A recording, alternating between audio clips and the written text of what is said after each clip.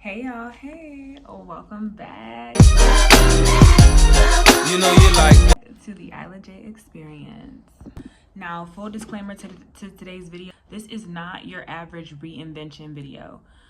This is about your spirit, your soul, your mind, your body, the inner work that it took, and the things I changed that I knew I needed to change in order to reinvent myself. And what you do on the inside will reflect on the outside, and other people will be able to feel your energy. So the materialistic things, they're great. They come with the elevation, they come with the reinvention. However, they're not the main topic of the reinvention, because you can dress up a nasty spirit all day. And that's just where I want to make sure I make the disclaimer at. Okay, now that we've got that portion out of the way, we'll start here, honey. I went sober. Okay, I went sober. And this may not be everybody's journey. Everybody does not need to necessarily go sober, but it's one thing to use, or to have a drink every now and then, have some wine every now and then, just like that Clueless clip. One thing to spark up a doobie and get laced at parties, but it is quite another to be fried all day. It's a whole nother every now and then. It's a whole nother thing to be a stoner every day. And that's your personality, and that's your lifestyle, and that's part of your daily routine. So for me, I knew that was no longer working for me. I could not go on every single day and be, y'all, this piece of hair is getting on my nerves. Y'all see me playing with it. But yes, I could not go on every single day waking and baking, smoking to go to sleep, smoking to get up, like smoking before I work, after I shower, like just think before I eat, like just making it literally a part of my daily routine, like it was vitamins, like it was some medicine, like it was literally something I needed every day. And I did not like that. And one thing about because it wasn't just smoking either, it was also me drinking. Like, even though it was wine, it was still like, girl, you drinking. Every time there was a drink offered, rather, not just wine, every time there was a drink offered or was a drink available or we're out to eat, drink, because of the people I was around, that's what they did. They're smoking, they're drinking. Every time we go out, there's a drink involved. Every time we're at the house, there's a drink. Every night, everybody want to have a drink. And then on top of that, they're like, okay, let's, smoke something. Like, everybody, let's smoke. And it's just like, let's go have a smoke session. And when I realized, like, that's no longer resonating with me. That's no longer even the type of crowd, like, because if you realize, yes, when you're a smoker, you attract a lot of smokers, like people that are just smoking. So, and there's nothing wrong with that. Like, cool, you got your little crowd to smoke with when you want to smoke. But to make that your personality every single day, but to have made that my personality every single day, and every time I went out, like, that was my personality. Like, oh, I'm in the back, I'm where the smokers at, I'm gonna go outside where the smokers at, they out there smoking, let me go smoke with them. Even if I had a drink in my hand, like, let me go smoke with them, where the smokers at. And the thing is, always being around the smokers, and always being a smoker, you attract a lot of people who smoke. And that's really the way you socialize. It's the way you have a personality. It's the way it became the way I had a personality. It became the way I was doing everything. So it was like the way I was getting invited out, the way I was getting networking, like, oh, you smoke, I smoke, like, oh, come to this kickback, let's smoke. Like, all of the things I was attracting was surrounded around what I was indulging in every day. So at the time, I'm thinking, oh yeah, it's cool, everybody doing what I do. And then I was like, I don't really want that life anymore. Like, I don't want to just have somebody pulling up on me to smoke and chill and talk and trauma bond, essentially, because usually we're just talking about whatever, life, what we went through in the past or things like that. It was never like forward thinking. Now, I did have some people I did smoke with, and we were doing a lot of forward business thinking, but the commitment and dedication to actually bring that into fruition was clouded by smoking. Okay, so that's like a huge thing.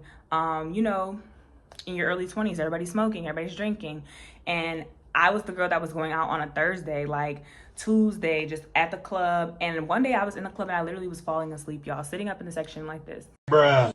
Falling asleep because, and y'all, it was a celebrity there, Pleasure P was performing, everything. And I just was kind of like, I just was like, why am I at a club on a Thursday night? Like, knowing I have work in the morning, like, just zooted out, faded, like, exhausted with the lifestyle. Like, I was truly exhausted with that lifestyle. I was truly done and just didn't want to keep living a life where, like, okay, I'm gonna I didn't want to be the girl who was known for hitting the blunt everywhere, or yeah, we know she smoked. Come on, she going to like. I did not want to be that girl anymore. And even like far as dating as well, attracting men who smoke and thinking that smoking and chilling is the main way that you guys are gonna hang out. Now it is always what you accept, but when you're smoking, you're a smoker and they're a smoker, like everybody's just like, oh, like let's come chill and smoke everywhere. Like, it was just so exhausting. And I'm not downing anybody who smokes, because baby, I'm not saying I'll never smoke again. I'm not saying I'll never drink again. I'm not saying any of those things. I went to a wedding recently. I went to a wedding recently for my cousin, and of course we had celebratory drinks. Of course we, had a good time, like, and then celebrated my cousin, and his love and his marriage. So of course, but that's what I'm saying. It had to be moderation. The biggest thing for me was moderation. Like, I was no longer interested in smoking every single day, faded in and out. Like, when I was bored, I was smoking. When I didn't have anything else to do, I'm smoking. Like, it was just so exhausting. So my first step in reinventing myself was going sober. And I went sober back in May. I stopped drinking and then I stopped smoking after that. And I just went cold turkey. Like, I just dropped everything. Like, when it came to drinking, I just was like, I'm not buying any more drinks. Like, I'm tired of waking up with that little fog, that little feeling, whatever. And I was never drinking to get like blackout drunk or anything, but drinking every day as a daily part of my everyday routine, like that was just too much for me. And I never was a drinker. Like, people that I grew up with will tell you, like, I was never really a drinker in high school, or like trying to get and do stuff. Like, I was the goody two shoes girl. So that was just all like stuff in my early 20s, and like, I guess discovering myself, like just figuring things out. And then, smoking, I just literally prayed to God to change my taste for things that are no longer serving me. I asked God to change my taste for things that are no longer serving me. And the first thing that went was smoking. Like, one day I had smoked after I prayed that prayer. I had smoked like a couple days later or something. And I literally was like, I don't like the way this makes me feel. I don't like how hoarse my voice got, because I need my voice every day because of my work. And I'm just like, I don't like the way I'm feeling every day. I don't like waking up with that, like, I'm low-key stuck to the bed, but I'm getting up, but like, I still feel heavy. Like, I didn't like feeling heavy. Like, I was just like, okay, this is an every now and then thing. This is not something I want to be doing every day.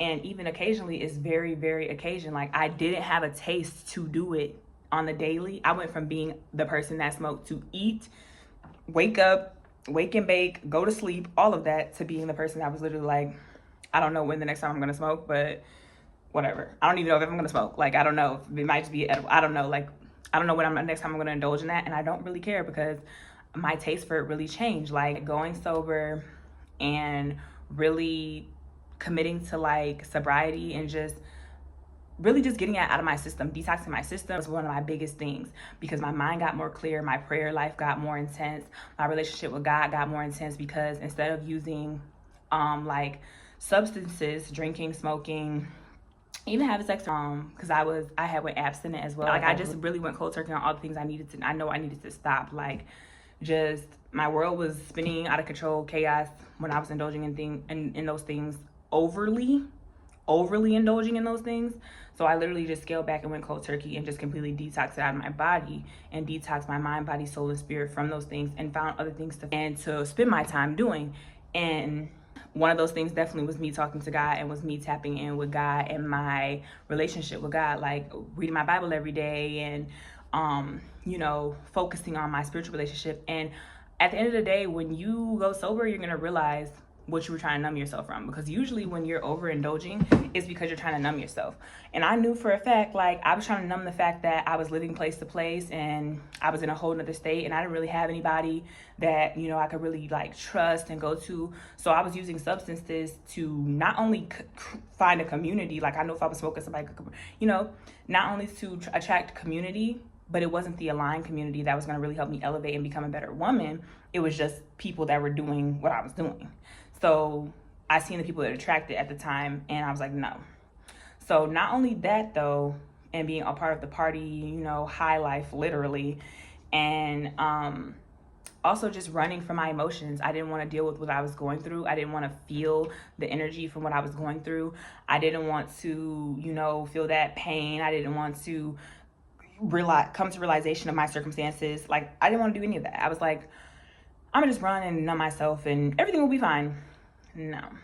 So I went sober to get clarity, to understand what I needed to do next. And also, like I said, it does eat up a lot of resources to be overly indulgent in those things, because I realized I was spending like $300+ a month on my smoking habit. Okay. So I was literally like, that's ridiculous. Like, I could be spending this money doing so many other things. So, and then on top of that, I was in a situation where I was living place to place on top of that. So I was like, okay, I'm gonna just save all my resources and focus on moving and focus on getting my place and stacking my money up. Like, I don't need to be doing all this other stuff. And even drinking, like overly indulging in drinking attracted a lot of people who were hurt. And I want to keep emphasizing overly indulgence, because yes, going out with your girls to brunch and having mimosa, fun. Having wine at dinner on a date, fun. You know, maybe taking a shot after a long week, fun. Okay, but overly every day, like, I've been there. I've been that woman. So that's just not for me. And I've seen what it did, and I've seen the type of people that it was attracting, and I've seen the type of person I was when I was doing it. So it's like, no.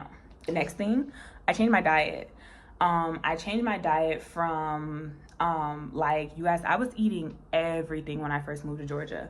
Like, I was eating stuff I hadn't ate in years. I was not eating good at all. I was eating a lot of like just processed food, junk food, barely having vegetables, like just whatever. And part of that was because like I just didn't feel like I was in a space where I could get a good balance on my eating routine. And the other part of that was just like, I was just like, okay, whatever, we're gonna eat fast food, we're gonna be out, like living the high life, living the fast life, fast food every night. Or, you know, ATL love a good hot honey boneless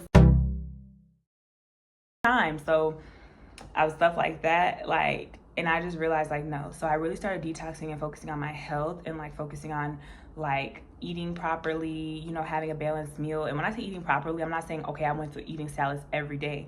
Like today I just meal prepped some sweet chili chicken wraps. So eating sweet chili chicken wraps, like, it's balanced. It's got coleslaw, it's got protein. And I've been doing my runs every morning now. I've been doing my 3.5 mile runs. They did start off as walks. Now, when I first went sober, I did start walking. I started walking while smoking, and then I eventually stopped smoking and started just walking. And then I started from walking to running.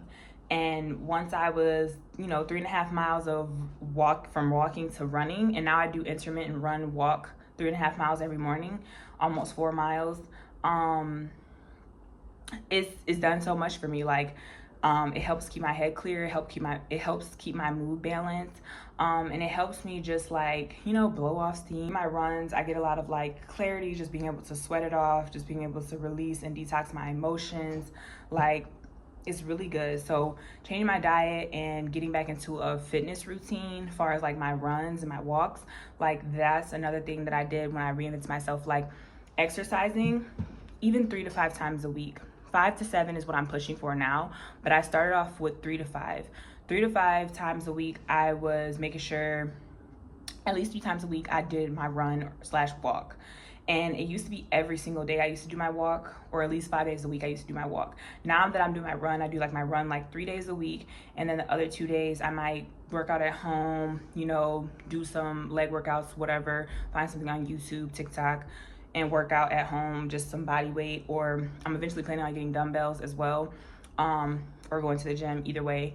But yes, so like just things like that, like making sure you're active and making sure you're filling your time with hobbies that are actually going to elevate you and make you not only feel better in the inside and help your health, but actually look better too. Like, okay, your girl's birthday is in January, so I'm really excited.